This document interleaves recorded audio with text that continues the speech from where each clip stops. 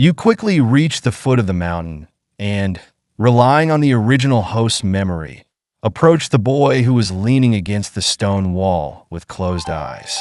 Looking down at him, you notice that despite his disheveled appearance, there was still a faint trace of ghostly energy lingering around him, as if it had erupted completely just an hour ago.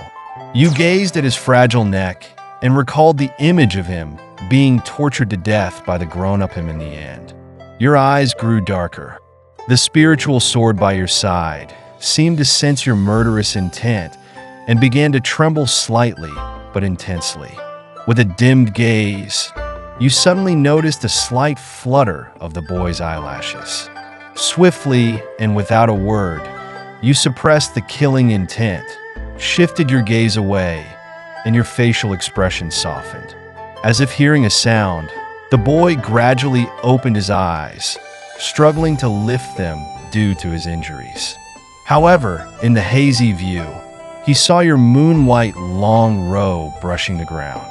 Those eyes, too clear and beautiful for a person who had crawled out of hell, left you feeling somewhat regretful.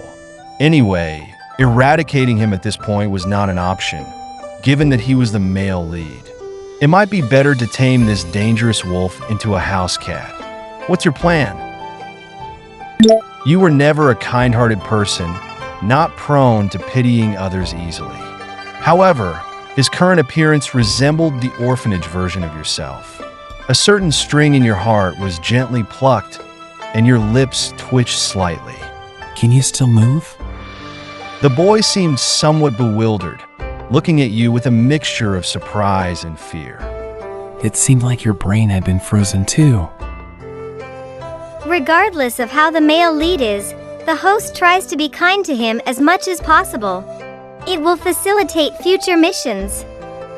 You pressed your lips slightly, your expression indifferent. Understood.